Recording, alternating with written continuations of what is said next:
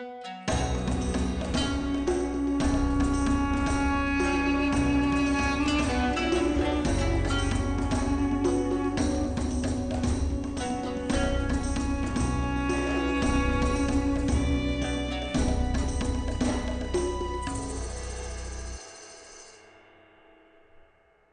ad break time. I'm proud to announce that the Beyond Solitaire podcast is sponsored by Central Michigan University's Center for Learning Through Games and Simulations. This week, I want to remind y'all that CLGS continues to offer classes in partnership with Gen Con, and the next one starts on October 14th. Veteran instructor Eloy Lasanta will be teaching When Worlds Meet Mechanics, turning fiction into games. I know this class is going to be amazing, and you should absolutely sign up for it. Also, if you want to support this podcast, please visit patreon.com/BeyondSolitaire and help me keep the lights on. But for now, let's get on with the show. Hey gamers, it's Liz Davis from Beyond Solitaire, and this week I'm on the pod with special returning guest Geoff Engelstein. He is a game designer and educator, and we're going to talk about some awesome stuff today. How you doing, Geoff? I'm doing okay. Thanks for having me on. So there are a million things that we could talk about because you do so many things, but this episode I want to devote to your new interest, which is finding unpublished games by people who are famous for other things and then bringing them to light. So let's go ahead and start with Kurt Vonnegut. We had a really good Kurt Vonnegut party at Gen Con, but for those who weren't there, what's the short version?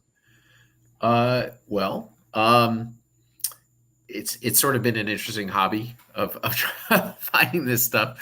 So I'm sure we'll get into a little bit of some of the craziness that's happened. But yeah, so in the 1950s, Kurt Vonnegut had published his first novel, and he was not doing. It was critically well received, but financially was not paying that well. And he had two little kids and a third on the way, and so he decided that he needed to do something else to supplement his income, or perhaps even replace writing. And so he decided to design a board game, which was a just terrible, terrible plan. As any of you who have designed board games know, not the most lucrative of professions, but that's what he decided. So he designed this game called GHQ, and tried to get it published, and no one was interested in it, and he ended up shelving it and went back to writing. And shortly thereafter, Cat's Cradle came out, which is his first. There's a few other books in there, but that was the first big one that really kind of settled things for him financially, and he was fine from there on out. And obviously became, one of America's premier writers of any type, even though he's often classified as a science fiction writer. So I had read that anecdote more than a decade ago at this point in some biography or just article about Vonnegut. And of course it, piqued my interest. It's like, oh, he designed a board game. And I tried to find out something about it. And I did some searching on the internet and poking around, and I found nothing about it. Ultimately I learned that all his papers, he had passed away at this point. He died in like 2007, something like that. All his papers were at Indiana University. And I reached out to them to see if they had anything. They said they could not advise what they, any information about it unless I had permission from the family. So I had to find out who was managing the estate. I spoke to him, and, so the whole process took a while, but ultimately I did get the papers. There was a whole carton labeled board game materials as part of his stuff, and so they scanned all the materials, and there was even some. Later, we found some game pieces, because it wasn't, it was all his papers, so a lot of stuff was mixed in with other stuff. So it's kind of other stuff has come up over time, found out that he got the details about it, and kind of cobbled together a set and tried it, and it wasn't terrible. It was actually a pretty decent game. But it was interesting from a number of levels. I mean, first, it's just the fact that Vonnegut designed this, and that he was, in the very beginning part of his career. So it's just kind of an interest. It's kind of a sliding doors moment. If this game had become popular, what would have happened? But also, it's a war game. It's a 2-player semi-abstract war game. So it's just red versus blue, and you have a headquarters. You're trying to capture the enemy headquarters, but the other pieces are infantry and armor and paratroopers and artillery. So it's very much drawing from his experiences in World War II.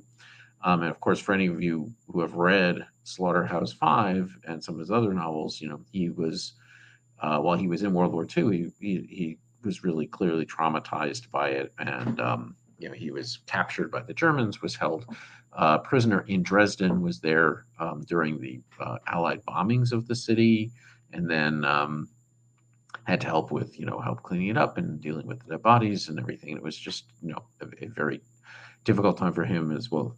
Obviously, and many other people.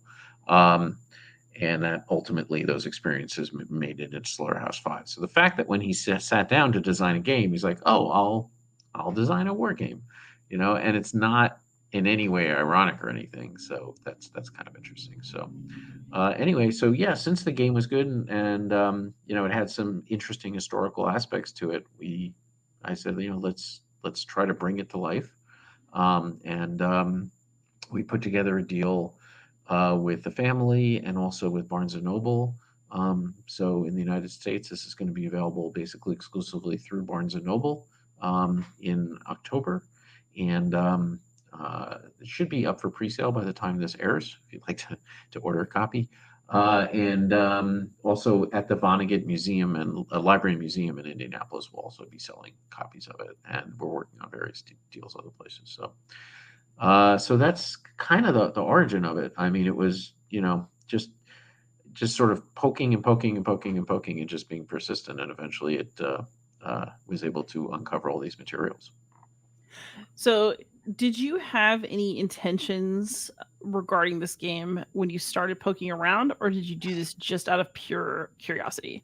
It was just out of pure curiosity. Yeah, it wasn't until I got my hands on it and started playing it, I was like, oh, maybe it's something that's worthwhile. I mean, if I had played it and it was absolutely terrible, or if the rules weren't even really finished or whatever, I mean, I would have let it lie. But like I said, it's got some interesting aspects to it. What made you so determined to see this particular board game that you were willing to track down the library, talk to the family, go back to the library, etc.? I think it's just sort of a general character flaw of mine. I don't take hints that the universe is trying to give to me. So it was just kind of, persistence. And, I was just interested, just the curiosity of it. We have a saying in our family, when things get kind of crazy or we try to do something and it's like, we want to go somewhere and all of a sudden a blizzard starts or whatever. We're like, at a certain point we will just turn our head and say, well, this has turned into a quest now. It's now the obstacles have made us even more determined to do it, and I think this just entered into quest territory at a certain point. Well, you gotta love a good quest. The other kind of question that popped up as you're telling me about this is you mentioned there's an entire box of just board game materials with more things popping up. So what kind of stuff goes into a whole box of board game materials? It doesn't sound like you just found like a neat little game like with the rules attached. Ta-da! So what did you find? We found there was a lot. So there was about 5 or 6 different versions of the rules. There was a lot of handwritten notes of his trying to work through different mechanisms and scribbles and stuff like that. Um, there were the letters that he wrote to publishers, his pitch letters. There were the rejection letters back from the publishers. There was patent applications. He tried to apply for a patent for this, or at least he looked into it. It's unclear if he actually really filed to try to get it or not, but he certainly talked to some lawyers about it. So there's just a lot of that other kind of correspondence. There was one of the publishers, I got a prototype and sent him a list of rules questions, and so he kind of responded to that. So there was a lot of different stuff. It's interesting, I mean, it was I guess now if you were looking at someone, you'd have to get into their email and see stuff that was sent. It's just interesting that, we had physical copies, but also, he made copies of stuff he was sending to other people. So, like I said, a letter that he sent back to the publisher, he typed it and made a copy of it, either retyped it again. I don't think there were really copy machines back then. So maybe he had carbon copies or something like that. So there was a lot in there. There was also some pieces that we found later. He cut them all out of wood with a jigsaw. So his prototype sets, were also kind of floating around somewhere. So we got those as well. So yeah, it wasn't like files and files and files and files of stuff, but it was a good 60 to 70 pages worth of materials that we went through. That is fascinating. So, the game that's being released through Barnes and Noble is a complete playable game. Yes. Which set of rules did you use for that game, and how did you determine what to do when there were ambiguities? I mean, you're a designer yourself. What kind of arbitration, I guess, went into getting the game into the form we're going to have it in? Um, the rules, one of the first things that I tried to do was figure out which rules were kind of the order of the rules, because none of them were dated. They all had years on them. They all said 1956, but they were all the same year, right? So this all happened over the course of a single year that he developed this and tried to sell it, and then ultimately it was 1957 when he got the rejections back. But all the rules were done in 56. So the years they weren't dated. So just kind of from context clues. Some of the rules were a little bit more detailed, had better illustrations, even though all the illustrations were hand drawn. They just looked a little more polished. That was kind of interesting. It was a little bit like a treasure hunt, or a little of a detective game of like, okay, so yeah, this paragraph was in here, and so we can kind of tell that this must have come after this. So we did a lot of that. And then for ambiguities, I mean, there were some contradictory versions. So we tried to, I tried to take the rules that I thought were best, um, and or made the game a little more interesting. He vacillated on a couple of different rules back and forth in different versions. So I felt like, kind of take a pick at which way we landed. And then when we were playing, there were some rules that just weren't in there at all. And so, which we recognized as we were doing some testing. So, we just kind of made a judgment call about what we felt, just thematically made the most sense. Like there's a rule that you can't move, a piece cannot be in a space that's under bombardment from enemy artillery, for example, right? But there are some pieces, tanks and mobile artillery, that can move two spaces. Well, almost every piece just moves one space. I don't know if I mentioned, but it's on an 8x8 checkerboard kind of configuration, just so you can kind of picture it in your mind. But it didn't say for the pieces that can move two spaces, could I dash through an enemy bombardment and go to the other side? Or, did it kind of create like a wall that I was considered to enter each space? So for a variety, for gameplay reasons and just, kind of thematic reasons, we decided to rule that you could not move into it. Even if you're moving two spaces, you couldn't move at any point, enter a square that was under an artillery bombardment. Um, so, but generally it was, we didn't have huge changes to make. Now, honestly, I did not approach it as a real developer. I kind of approached it more as a historian, I guess, than a developer, right? I was not looking at it and saying, okay, he's just submitted this game to Geoff's publishing company, and now I'm gonna, bring this to the next level and make it be what I want to be, right? I mean, I wanted it to be an expression of his vision. So maybe some rules that, I thought maybe could have been a little better or whatever, we decided to, we're just going to leave it the way that Kurt had it. He thought it was done. He sent it out to publishers, right? So he thought it was finished. So I decided to just kind of respect that and put it out more as a historical thing. There's nothing that's so egregious that I would want to put out like a Vonnegut version and a more modern, updated version or something like that. So there wasn't anything that was terrible. When you say we were doing things we decided, who falls under that umbrella of we? Well, it's partially the royal we. I mean, it was mostly me, but I play with my kids. I play with some other people. I kind of bounce some ideas off different people, but there was no one person. In the very, very beginning, when we were first talking about this, we've gone through a couple of different cycles of trying to publish this. I was working with Stephen Vonnegut of Stronghold Games at the time. It's back in like 2012, something like that, 2013. So we were going to publish it under Stronghold, and that we were not able to put a deal together at that time. And now, then when the pieces kind of fell back into place, again, recently, about 3 years ago, no pun intended, then I decided to publish it myself under my own name. So he was also involved in some of the play tests and things like that. So you just said 2012, 2013. How long have you been working on this project? I've been working on this for about 10 years. Was when Oh I my first God. heard about it, and when I first made contact. When I first made contact with the family was like 2013, something like that. Yeah, it's been a long time coming. So did I mention the quest? Yeah, no, that's a good quest. It's like a Trojan War approaching Yeah. quest. Yep. Okay, so here's my question then. So one thing that you mentioned earlier was that Kurt Vonnegut felt that he was done, that the game was done, and so you wanted to kind of leave things in place. But he was also submitting it to publishers. What do we know, I guess, about board game publishing at that time? Like, if it had been accepted, do we know anything about whether the game would have been developed and what kind of play testing it received? I actually don't know about that aspect of history of board game publishing. Um, we're pretty sure, based on his correspondence and just discussions with the family and stuff like that, that he just play tested it himself with his kids and the neighborhood kids and his friends and family play testing. And now, when we talk to people, designers, when I'm talking, I always say, like, don't just test with friends and family. Right? You got to go to just blind play tests and third parties or whatever. And there's no evidence that he did that.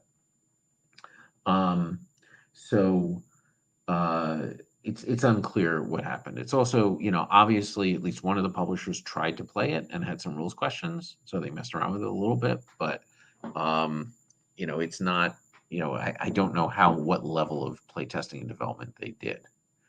I think back then probably not that much playtesting or development was really done on that level. I feel like it was a little bit more of a kind of an auteur period in a sense for these, more sophisticated games.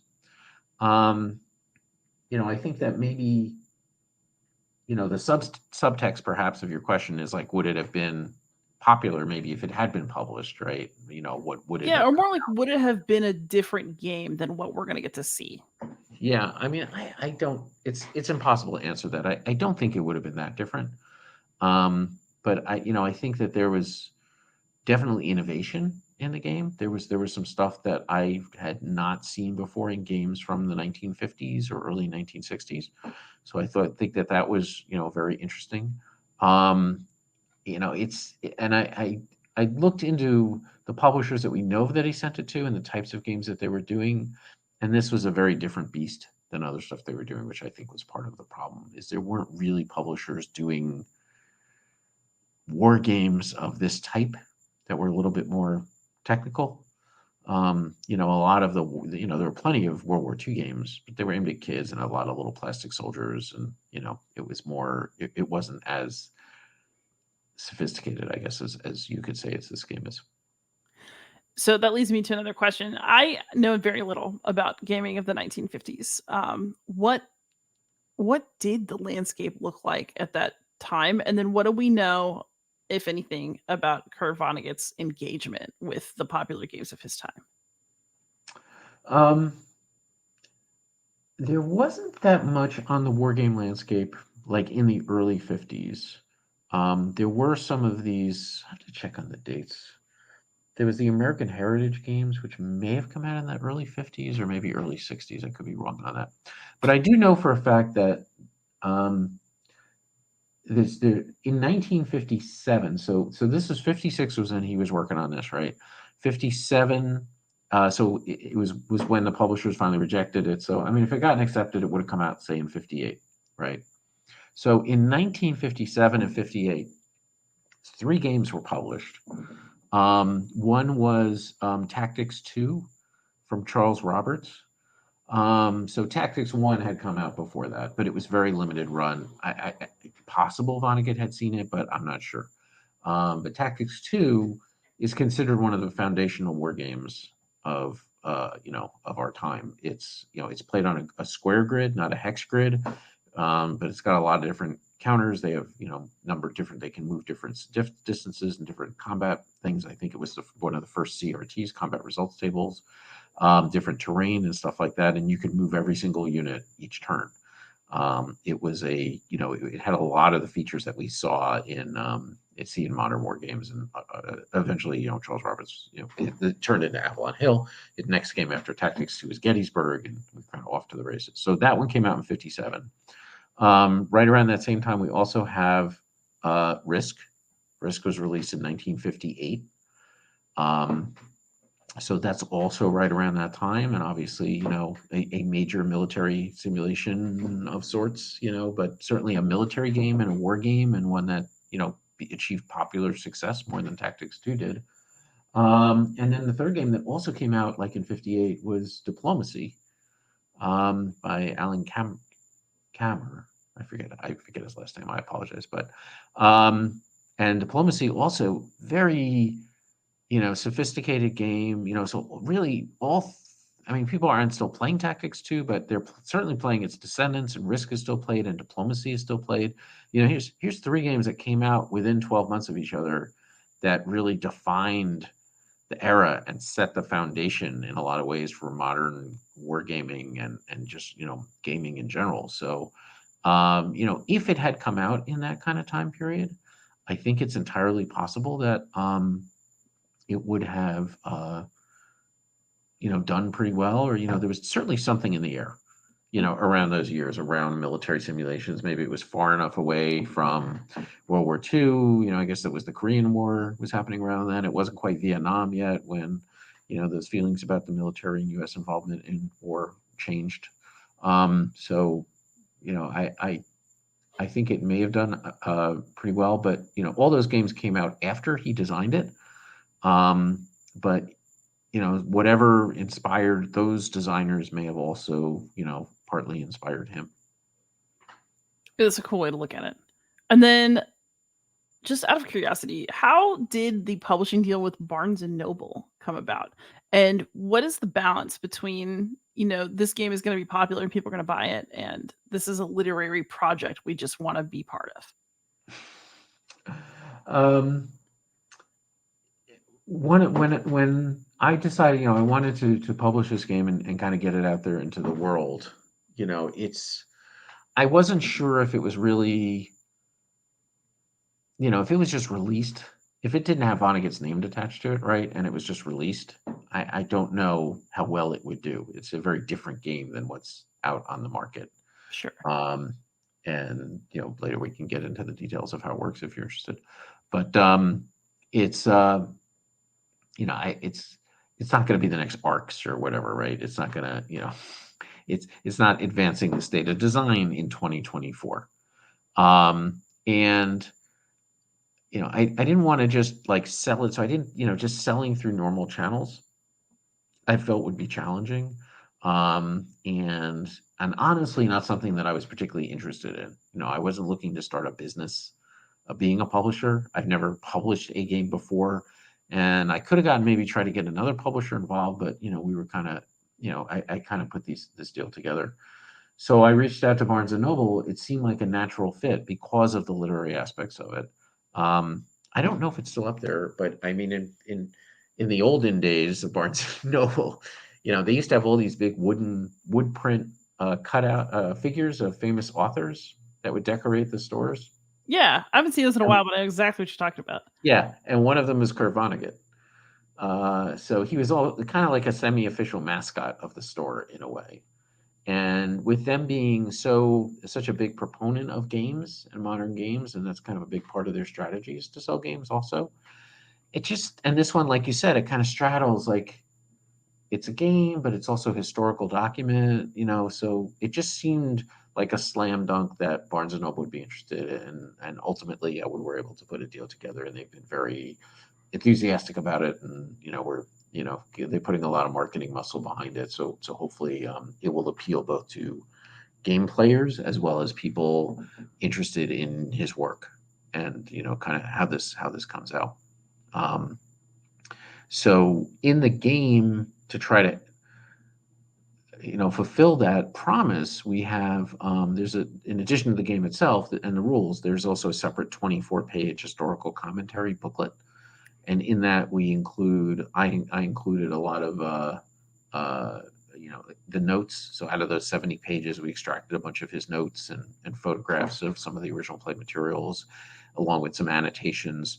I'm a little, I love the minutia. So like part of the running theme of all this stuff is like how some of these individual little rules, the way he explained it, changed in the different versions and what that means and stuff like that. So it's kind of a close reading of the rules, and so you can see some of his handwritten notes and diagrams and stuff like that as part of it. So we very much tried to put bring out the historical nature of his design process, as well as put it in the context of his larger career. Even though this was early on, just from a life standpoint, this was a very eventful time period for him.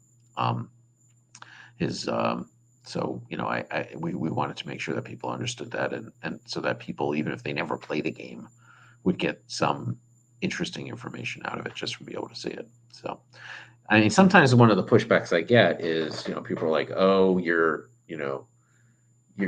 exploiting him by, publishing this now, and you should just let bygones be bygones, and he shouldn't bring this out." And I understand, I understand under certain circumstances that applies in his feelings. Recently there was a controversy with like Harper Lee, who wrote To Kill a Mockingbird, where it was an unfinished manuscript, which was her sequel To Kill a Mockingbird, was discovered, and but Harper Lee didn't think it was good enough to publish, right? She didn't, that's why it wasn't published. So I can understand in that circumstance that people being unhappy about that coming out and being published. And then when it came out to much fanfare, a lot of people read it and were like, "Oh, this isn't very good." And other people were like, "Well, yeah, she knew it wasn't good. That's why she didn't want it to see the light of day." And so it's Yeah. kind of tarnishing the legacy. And I think there was another one recently, maybe Gabriel Garcia Marquez. I don't remember, but there was another instance of that, and it happens sometimes. And it's really interesting historically, but for scholars perhaps to see these unpublished works, but just to publish it as like a finished work is not, I don't think makes is unfair to the authors. A lot of times there's a reason why they didn't want it to come out. This I think is different because as I said, he thought it was done, right? He's got a Yeah. bunch of pitch letters. There's one we include in there, of his pitching, and he's like, this is done, this is ready to go. I've played it 1,000 times. I think it's ready to go to a wider audience, right? So this is just giving it the exposure that he wanted it to have anyway. This is not something that he worked on it, thought it was terrible, and shoved it in a box. So that was part of our motivation as well. I'm personally super excited about it, both as a historian and as a gamer. But then, thinking about this game as a historical object. So when you have the playable game with the rule set to learn the game from, how much of the aesthetic is original to Vonnegut, and then what artistic choices did y'all make as a team publishing it? And then for the text of the rules, are we looking at Vonnegut's words edited, or did you write a rule set that would be comprehensible to a current gamer, but did you do it? He wrote his in Old English. Yes, the ancient No, the times. rules. No We kidding. rewrote the rules. We wrote the rules, and whether people feel they're better or worse, I will leave up to them, because in the historical commentary book that you can see his, what we think is his most recent version of the rules, so you can kind of compare and contrast the way we expressed it. Yeah, we rewrote the rules, but we tried to keep as much as possible the aesthetic that we thought he might want, and not just the aesthetic that he might want, but we also tried to make it look like it had been published in the 1960s, at least in terms of the board and the pieces and the cover. I mean, the rules look modern, as I mentioned. But for example, the shape of the pieces, right? He actually drew pictures. He actually drew like engineering drawings of some of the pieces, and we have photographs of some of the pieces he cut out of wood. So the first version of the pieces were very pointy and not very sturdy. So I think that the later versions, they were a lot simpler shape-wise, which I'm not sure if it's because he decided they were too sturdy or too dangerous. Or if it's just because he was cutting them out with a jigsaw and it was just going to be easier for him to cut triangles than these fancy little chevron shapes and stuff like that. But regardless, with the shapes of the pieces, we generally kept to what he wanted. We did tweak things a teeny bit. The headquarters he just had as a plain square. We made it a star. And the other thing that we did was also for kind of consistency and playability and comprehensibility. So, I think back in the 50s, I remember even like, there's been over the decades, obviously countless chess variants or chess-like games, of which I would kind of put this one in that category. Chess pieces, one of the things you just expected to do as a player is memorize what the pieces do in the way that they move. There's no hints on a chess piece, for a standard chess thing or what it is. Or I had this old TSR game called The Fourth Dimension, where you could move, it was like played on sort of a circular-ish chessboard, and you could move pieces that were fancy alien-shaped pieces, but you just had a little reference card or had to memorize how the pieces moved, right? We don't want, I feel like players don't want that anymore, and I think we've learned that that's, not as preferable. So we very clearly kept some very consistent things. There's two main classes of pieces, infantry and artillery, and all the infantry pieces have a white triangle on them, and all the artillery pieces have a white rectangle on them. So that that clearly differentiates which category they're in. And also, as mentioned, some pieces move faster. So just about every single piece moves one space. The pieces that move two space, we put two black circles on them. And the piece and the artillery can fire either two spaces or three spaces, and so we put either two little stars or three little stars on those artillery pieces, so that just at a glance you could see what it is. They all have different shapes as well. The mobile artillery and the heavy artillery and the regular artillery, and they all, but they also have little screened iconography on them, which was not common at all in the 50s and the 60s. We felt the modern player would appreciate it. It makes it a lot easier to jump in and see what you're doing and right away focus on the strategy of the game and not have to worry about, hey, which piece was this one again? And get surprised when your opponent all of a sudden captures you and you didn't realize. So that was a big thing that we did. But so to try to keep it the same. But the other thing which we really struggled with was the cover of what to make it look like. So I drove. So the art direction of the game was done by Bill Bricker, who was a longtime artist illustrator for Stronghold Games, and I've worked with him on a number of other projects. So, and I know he's a huge Vonnegut fan. So I was excited to involve him on this project. But I was driving him crazy because I'm very bad at expressing stuff artistically about what I'm looking for, and he just went through thing after thing after thing. So initially. So we wanted to do a couple of things. Initially when we were sitting down looking at it, we're like, we want it to have kind of a classic look. We don't want it to be a celebration of war or battle, because that's not his legacy, right? He was not, this game set aside, the rest of his career, even stuff he was writing contemporaneously with this, was not, pro-war in any stretch of the imagination. He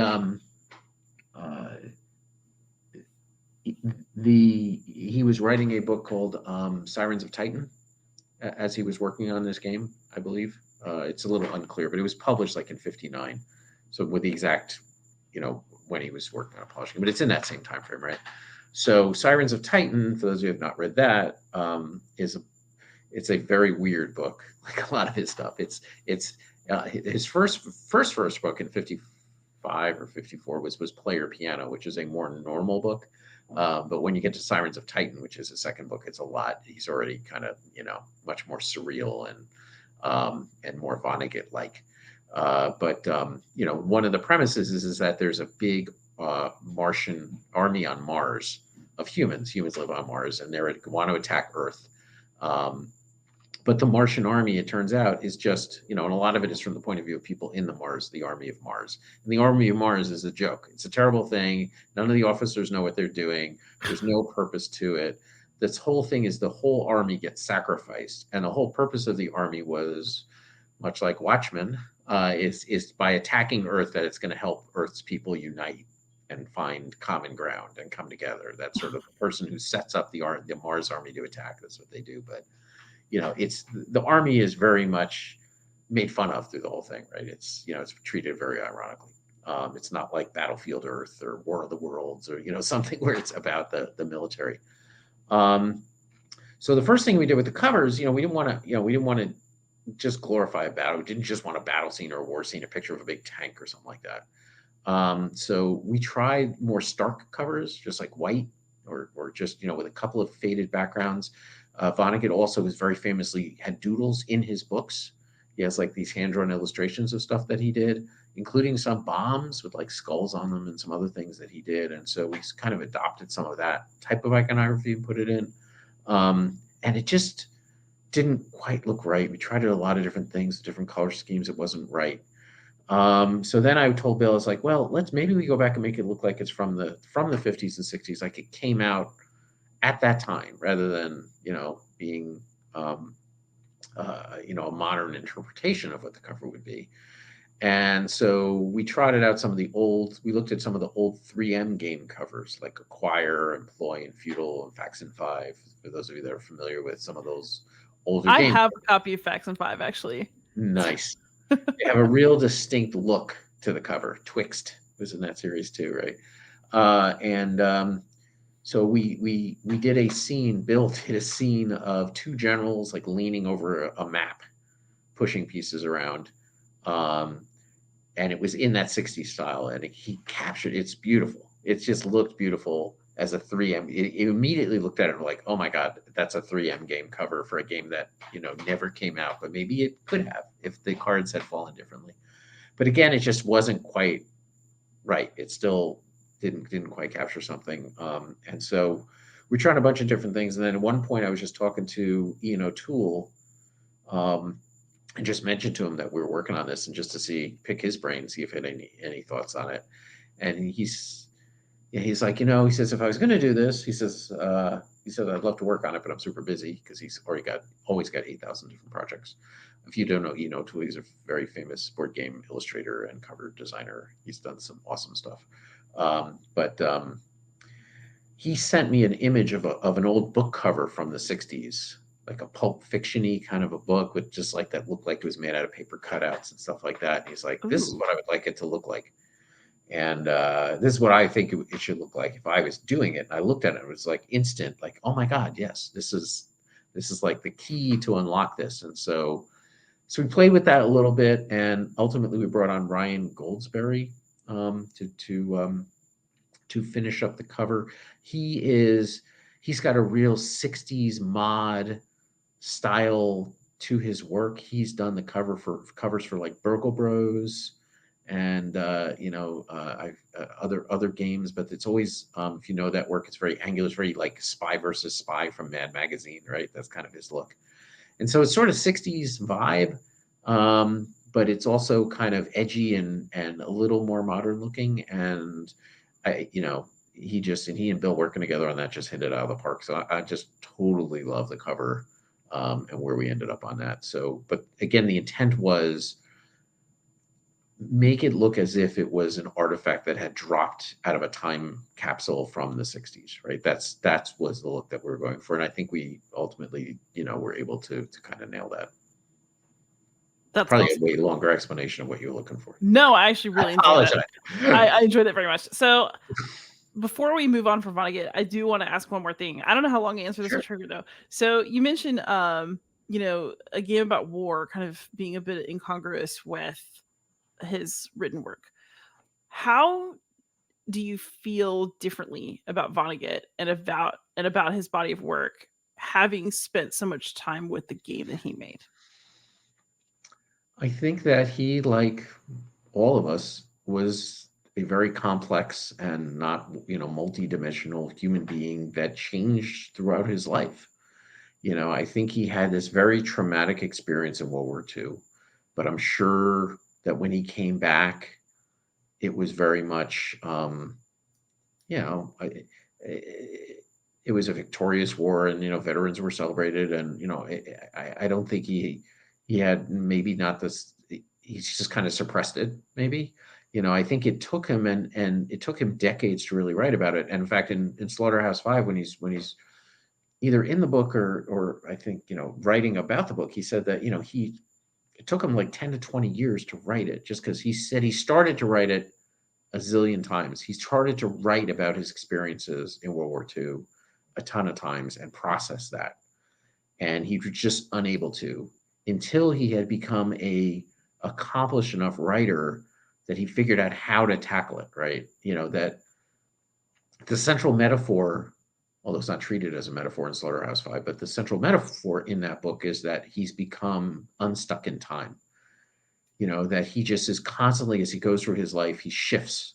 He jumps into the past and he jumps into the future, and he's a time traveler that's unstuck in time, is the way it's phrased there. And it's it's treated as reality in the book, but obviously it's a metaphor for dealing with trauma that just all of a sudden thrusts itself at you, and you're there, right? All this, you're just in the supermarket, and then all of a sudden you're back on the battlefield, right? And the way those thoughts can intrude on you. So I think it just took him time to process it.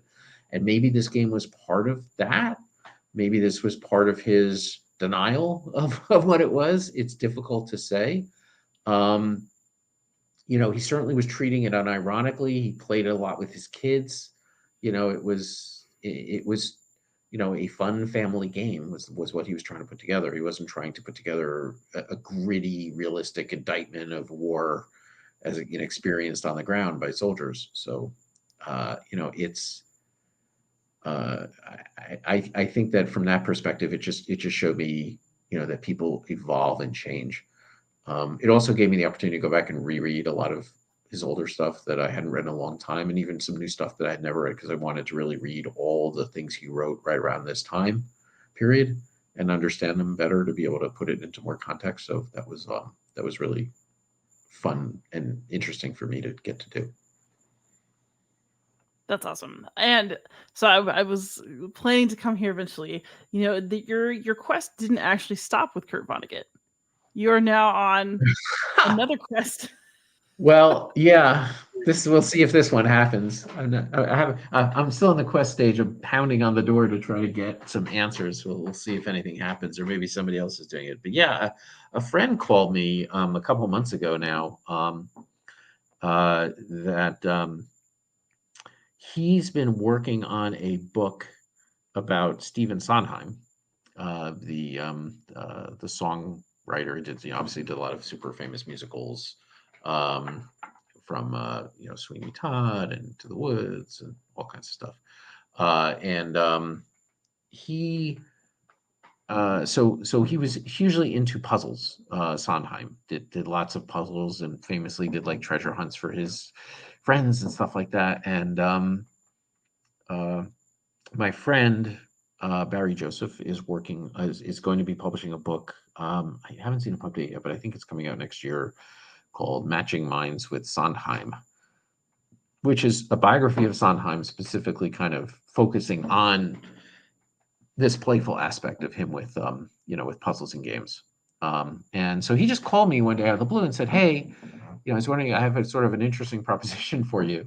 Sondheim, in his 20s, designed a board game that he tried to get published and was never published, and it was lost in a house fire. Um, and he said, I'd heard about this game. It was called Stardom, and it was kind of based on the Hollywood stars, and it never really went anywhere. But he says that his Sondheim just died a few years ago, and there was an estate auction, an online auction for his estate. And he said, at the estate auction, all of the game materials for Stardom that were thought lost in a fire were found, and they were all posted on the internet. They were all scanned and posted on the internet as part of this auction. And he said, I've got all the rules. What I'd like to do is have you on, and I do a podcast. I'd like to have you come on and we can read the rules together. I've already read them, but I'd like you to read the rules cold and kind of give me your commentary as you're reading them and discuss what it is. And I was like, so you mean like, so it's just weird. It's kind of like the Vonnegut thing. And he said, Vonnegut thing? What are you talking about? Why, what do you, he had no idea of this other project because it was interesting. It was so analogous to it. And also, this game was designed right around the same time. It was like 1955, 1956 was the same time Sondheim designed this game and Oh, tried to get it wow. published. It did get published, which is weird also.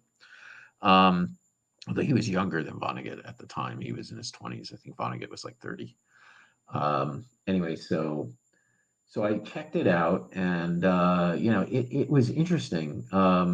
And I'm trying to see if I can get the rights to publish that. I've sent a couple of emails off to the estate.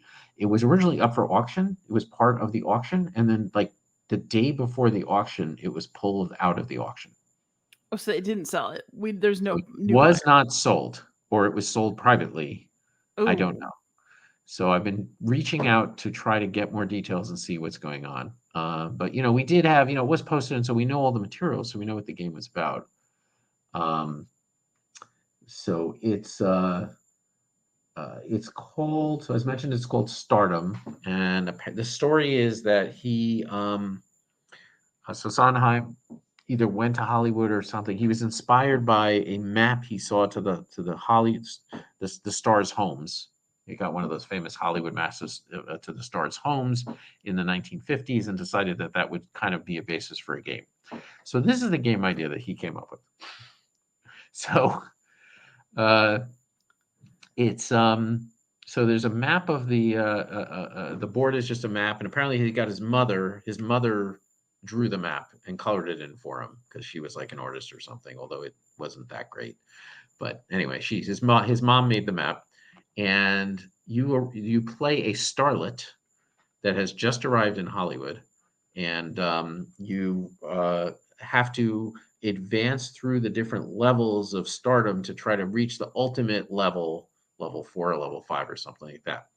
And the way that you go up to each level is you have to visit a house of a Hollywood star, a female star. All of the people in the game are women. You have to visit the woman and I guess sleep with her, and then you go to the next level, and then you get a new target of who you have to sleep with. So basically, you draw a card, and it tells you the home of the person that you have to visit. But first, you have to visit like 2 or 3 other people's houses first, and then go there. And if the other players can guess which house you're going to, then they could like knock you down a level.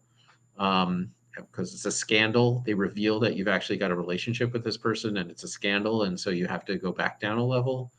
And ultimately, you're trying to sleep with Norma Desmond, who is the from Sunset Boulevard, the main character, who's the only fictional character in the whole game.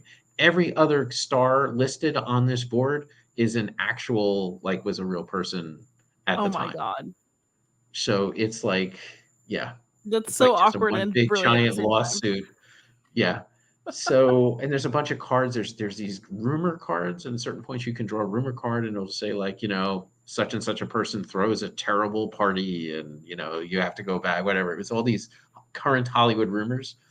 So, I mean, right off the bat, all the names would have to be changed. I mean, I think it could be published just, as a historical thing. Just these were the names he had in there, but Yeah. none of these people gave their permission, obviously.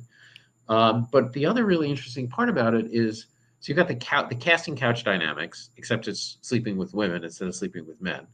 But also the characters, the players, each time you go up a level, the original game came with all these various accessories. And when you went up a level, each level had a specific accessory that the players had to wear. So like a tiara or a necklace or a bracelet or earrings or a boa. Right? So you gradually like dress up and drag, and then when the players pass each other on the board, you also have to say something catty to that person as you go by about a party you attended or something like that. They give some examples in the rules. And even when the game starts, you're supposed to say something, kind of uh, in that vein. There's a very strong drag culture vibe thing as part of it, and it's very specifically in the rules that it says like, it uses the he pronoun throughout the rules. So it's clear in the rules that the expectation is that a group of men would get together and play this game where they play a starlet trying to sleep her way to the top with other women, and they're dressing up as women and talking to each other as drag queens while they're playing this game. Now, I think it's interesting, particularly interesting because so Stephen Sondheim, decades after this, would come out as gay. But, you know, here he set up a situation when he's like 22 or 23, right?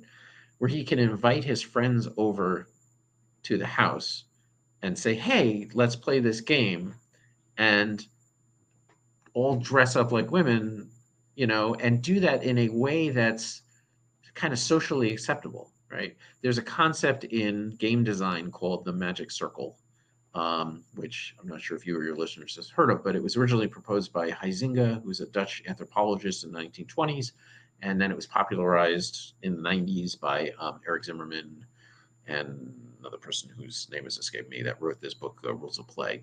And the basic idea is that when you start to play a game, you enter a realm that's separate from the real world, right? That you will. I mean, at a very basic level, you're adopting rules that you will abide by. You will, take your turn when it's your turn. If you're playing Hanabi, you're not allowed to speak, right? There's things you do because the rules say you have to do it, and you are all agreeing as players that these are the rules of conduct that we're going to do. And that can be a very, very powerful thing. It can get people to do stuff that they normally wouldn't do, right? There's religion, there's cults, there's a lot of other applications of this, all of which Huizinga discusses. He believes that like religion and play and games are very related in a lot of ways. But and that's one of the things, for example, the game Cards Against Humanity, for example, right? It's got these horrible things written on cards. And part of the fun of the game, and I'm doing air quotes here, right? Part of the fun of the game is that I can have grandma over, right? And grandma will say this horrible thing that's on this card out loud to all of us, which grandma and none of you would ever say in a million years. But the rules say that you have to read the card out loud, right? And you can't choose whether or not you're going to read it, because if somebody else gives it, if somebody else puts it in the pile, if you're the judge, you pick it up. The rules say you have to read the card out loud. And people do it because that's the rules, right? So you can use for good and for evil this concept of the magic circle. And so Sondheim, whether consciously or subconsciously, is setting up an environment where he can explore his own sexuality with his friends, with other people, but in a safe way. Because, worst case, it's like, now we're just screwing around. We're just playing pretend. It's not, it's in the game. It's the game is there. Those are the rules, right? I mean, he wrote the rules, but it doesn't matter. Once, the rules have sort of this mystical ability themselves. So I think that's really just from perhaps even more than the Vonnegut stuff, right? Just in terms of his own psychology and his own journey, I think is really, really interesting. Just a lot of it. And he fully intended like this dress up part to be part of it. We also have his letters where he was pitching the game to publishers. And he says, Whoa. he says the accessories that are in there, they don't have to be like an actual boa and tiara, they could be like made out of cardboard or cardstock or something, right? But he specifically, he says, that's part of it, is the dressing up part of it is part of the whole experience that he wants to try to get across. So so he intended that to be part of the game and not just like his homebrew thing. And also, like I said, thought it was finished. And in fact, when he sent out, he also said to publishers, he's like, it could be a whole line of games, because we could do one with stars, and then we could do one about authors, one about poets. He listed all these other artistic things where I guess you could sleep your way up to the top of the poetry food chain. That's gonna go great. Oh yeah, this thing's just a Me Too nightmare. But So but how did he pitch this? Like, so it sounds to me like, Vonnegut was going for a fun family game. I play this with the kids, I play this with the neighborhood kids, everyone loves it.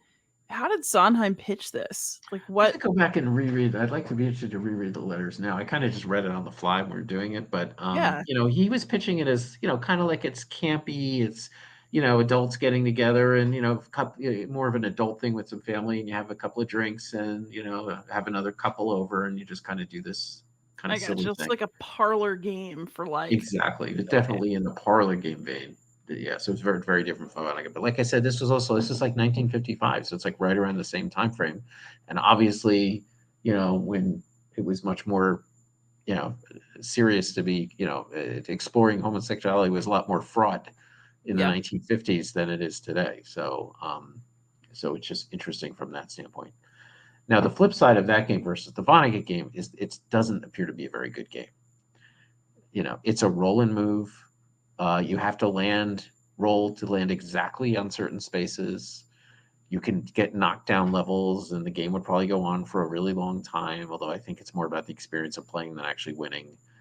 Sure. That game. If I was going to do that game, if I could finally get somebody to respond to my emails, uh, that one I would definitely include like in as designed rules as well as here's a more modern gamer take of this if you want to try something a little bit more entertaining.